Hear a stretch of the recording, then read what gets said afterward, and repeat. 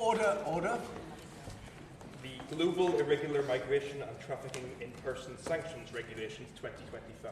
I call the Minister to move the motion. Well, thank you, Sir Desmond. It's a pleasure to have you in the chair today, and welcome back to all colleagues after the conference recess. I beg to move that the committee has approved the Global Irregular Migration and Trafficking in Persons Sanctions Regulations 2025. This instrument, Sir Desmond, was laid on the 22nd of July under powers in the Sanctions and Anti-Money Laundering Act 2018, and the measures in this instrument are subject to the made affirmative parliamentary procedure entered into force on the 23rd of July. The committee will be well aware that we face a grave problem in the United Kingdom. Large numbers of individuals are undertaking dangerous journeys via irregular migration routes that not only risk their lives but also undermine the rule of law. And irregular migration is as much a foreign policy issue as a domestic one. Smashing the gangs and addressing public concerns at home demands hard-headed action and cooperation abroad, and we are determined to confront this concern head-on and targeting those responsible, not the victims of this vile trade, and protecting national and international security in the process. So Desmond, people smuggling and trafficking are assaults on human dignity. These are vile trades which exploit the vulnerable, fuel organised crime and destabilise entire regions. And as our national security strategy makes clear, they also threaten peace, security and the very fabric of international cooperation. And that is why irregular migration is a top priority for the Foreign, Commonwealth and Development Office. And together with the Home Office, we have established a joint unit on international irregular migration to strengthen our efforts, deliver our strategy and drive results. In that vein, Sir Desmond, and the purpose of these measures today, sanctions are of course one of the most important foreign policy tools that the UK uses to back words with action. We now have 37 live sanctions regimes with over 4,000 individuals and entities designated, and all designated individuals and entities appear on the UK sanctions list, which can be found on gov.uk. And we continue to use sanctions alongside all our other diplomatic tools to protect our citizens, uphold our values and to defend international peace and security. This sanctions regime is a landmark step, as it is the first dedicated regime of its kind anywhere in the world. It is designed to prevent and combat the networks that enable irregular migration and reflects deep collaboration across government, from the Home Office to law enforcement, and draws on the full breadth of our expertise. It enables us to strike at every link in the chain, from source to destination, and we can impose real costs on the callous groups and individuals who promote and profit from this inhuman trade in people. So Desmond, sanctioned individuals will face serious consequences, including being banned from entering the UK, disqualified from company directorships, and having their assets frozen. This regime adds new powerful tools to our arsenal. It will enable us to act against people smugglers and their enablers with the same force we apply to terrorists, cyber criminals, and kleptocrats.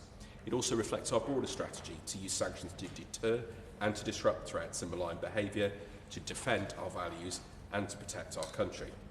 This regime will target individuals and entities wherever they are in the world, from operators in countries of origin to those who smuggle migrants across borders and those who enable, promote and profit from those dangerous journeys. And that includes companies involved in small boat supply chains and organised immigration crime. No part of the smuggling infrastructure is beyond reach.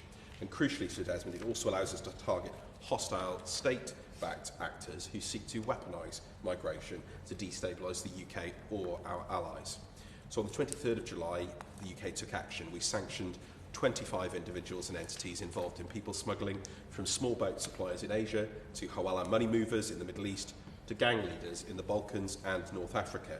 This included individuals such as Bleda Lala, who leads a smuggling ring moving people from Belgium across the English Channel to the UK, and Mohammed Pirot, a Hawala banker who controls payments from people being smuggled from Kurdistan, region of Iraq, to Europe via Turkey. And these designations cover a range of activities, supplying boats, forging documents, facilitating illicit payments, and orchestrating smuggling operations. And each designation represents a blow to the business model of exploitation. And we will, Sir Desmond, continue to monitor the effectiveness of the designations imposed so far and any future designations to ensure they demonstrate our ability to target individuals and entities anywhere in the world, to disrupt the activities of criminal networks, and to deter others from engaging in this vile trade. And while we are proud to lead, Sir Desmond, we do not stand alone. people smuggling and trafficking are global concerns, and we are working with international partners to confront them together, as indeed I had important conversations with the new Foreign Secretary, with representatives from across the Western Balkans just last week in Northern Ireland. There's also been important discussions at the EPC in Denmark in just recent weeks. And that work together includes strengthening sanctions coordination, sharing intelligence, and building joint responses to dismantle criminal networks. And so, Desmond, we welcome news from the EU Commission President von der Leyen that she intends to put forward a new system of sanctions specifically targeted at people smugglers and traffickers to EU member states. And we look forward to working with the EU and other key partners going forward to smash the gangs and tackle irregular migration. So to conclude, Sir Desmond, sanctions are a powerful tool of foreign and security policy.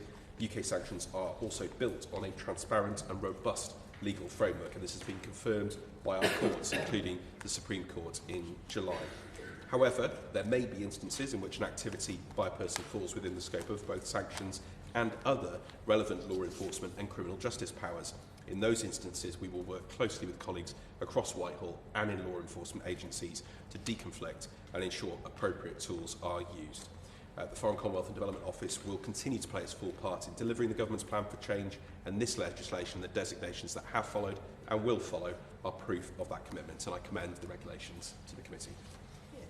The question is that the committee has considered the Global Irregular Migration and Trafficking in Persons Sanctions Regulations 2025. Wendy Moore.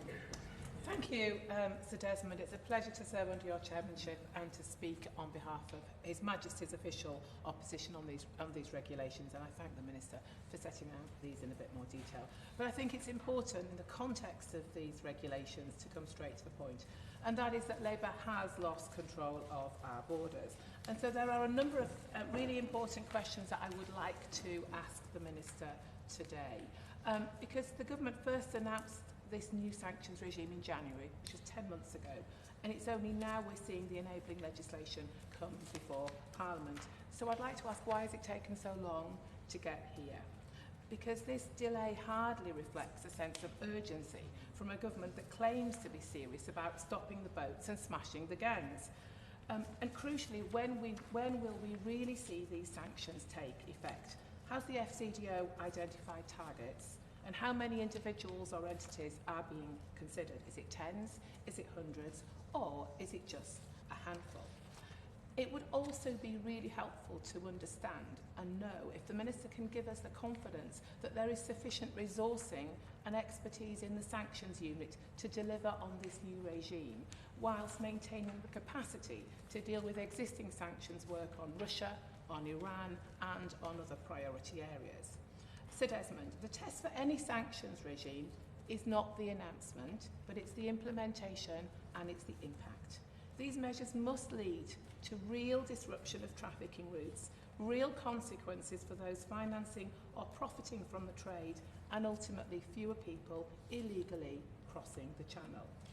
Unfortunately, the government's record speaks for itself, and it's important to again note in the context of these regulations that this year we have seen high numbers of small boat crossings, over 34,000 already, including over 1,000 in just one day the other week. And meanwhile, more asylum seekers are being housed in hotels than when this government came to office. Ministers promised to smash the gangs, but the gangs are still operating, the boats are still coming, and the traffickers still see the UK as a soft target. So it's no wonder, given that the opposite benches, including the Prime Minister and the current Foreign Secretary, voted against life sentences for people smuggling gangs. The very same gangs that this government now claim they want to smash. So let's be clear. The previous Conservative government delivered the powers that this government now claim they want, powers to impose visa penalties on countries refusing to take back their nationals, a landmark returns agreement with Albania that cut illegal crossings from the country by over 90%, and a deterrent approach to illegal migration that our European partners are now seeking to emulate. Yet instead of building on that record, this government have repealed the Rwanda deterrent, weakened our border laws, and allowed illegal immigrants to claim asylum and even access British citizenship. So, to conclude, the government must show that these measures in this regime are more than just another announcement or another gimmick, like the one-in, one-out deal with France that has removed just over a couple of dozen people, while thousands more have arrived. Sir Desmond, we will not oppose these regulations today, but we do expect to see them work. Thank you. Minister. Well, thank you, Sir Desmond, and can I thank the Shadow Minister for her comments. I mean, I must start, of course, by completely rejecting her overall thesis about the government's policy on migration. And I would put to the committee, Sir Desmond, that the previous government left the system in absolute chaos. Over 400 hotels opened at a cost of nearly $9 million a day, deliberately cut asylum decision-making by 70%, wasted $700 million. I was quite surprised to hear her mention the Rwanda scheme to return just 4 volunteers. And in contrast, Sir Desmond, we've introduced this world-leading new regime, which is already having an impact. I will come on to that in a moment. We've doubled the number of asylum decisions and increased the removal of failed asylum seekers by 30%. We've removed 35,000 people with no right to be here, including 5,200 foreign criminals. The number of hotels, she mentioned hotels, is now almost half of what it was at the peak of the last government, down to 200, and we're going to close the rest as quickly as possible. And we've, of course, announced £250 million to fund the new Border Security Command since taking power. And at every level, and I mentioned particularly some of the work that the Foreign Commonwealth and Development Office is doing, we are working in cooperation with partners in Europe or elsewhere to ensure that we tackle the gangs, the individuals engaging in this vile trade, smuggling people across borders, ending up at the English Channel, and we are taking action in multiple areas to do that. And as I said, the actions that we're taking, for example, with partners in the Western Balkans, with at the EPC, with other European partners just last week, are testament to that. She asked about the length of time. She will know from when I was sitting in her place on the side, I often raised the length of time, but she will also understand, I'm sure with generosity, that in order to bring in a completely innovative new regime, this is the first in the world of this nature, Sir Desmond, we do need to ensure that it is legally robust, that it is substantial, and of course when it comes to making designations, that those are absolutely based in facts and evidence and can be substantiated. And of course it was brought in July, as I said, Sir Desmond, we're only debating it now because of obviously of the recesses and otherwise, but that's very swift action. We use the new powers almost immediately. I can assure her there will be further use of the powers. I'm not going to say when, as she knows I don't comment on future designations, but I can assure her that there is more to come, and we are monitoring the impact of this first round of designations, which are substantial already. I can assure her there has been an impact. I don't want to get Sir Desmond into operational details and what our law enforcement and other agencies are looking at, but we are working very, very closely with a range of agencies across government, not only to ensure that the measures we've already announced have an impact, but also that we use the lessons from those to look at what are going to be the biggest impact targets to deter those chains, those vile smuggling chains, and those who finance and support and facilitate them around the world. She was, of course, clear that she does support this regime and is not going to oppose it, and I'm glad at least for that. I think it's very important, particularly when we've seen members across all sides in the House, particularly working together on the issue of human trafficking and the vile trade that's involved. There is a broad agreement, I think, that we absolutely do need to go after those individuals who are involved in that vile trade. That is exactly what this regime does. And in terms of the resourcing questions that she asks, we have a very excellent team of officials who work on these matters. It is always a balance to ensure that we can deliver on all of our different sanctions priorities. We keep those resourcing requirements under regular review, but I can absolutely assure her that the team is more than capable of delivering. And of course, this is not just an effort by the Foreign Commonwealth and Development Office, Desmond, as I mentioned. This involves our law enforcement agencies, this involves close working with our colleagues in the Home Office and elsewhere, as it does across the piece on our sanctions regimes, and very much those principles of disrupt, demonstrate and deter are at the heart of this regime, as they are at the heart of all of our sanctions regime, and I'm confident that we are delivering in all three of those respects. And with that, Sir Desmond, I commend these regulations to the committee.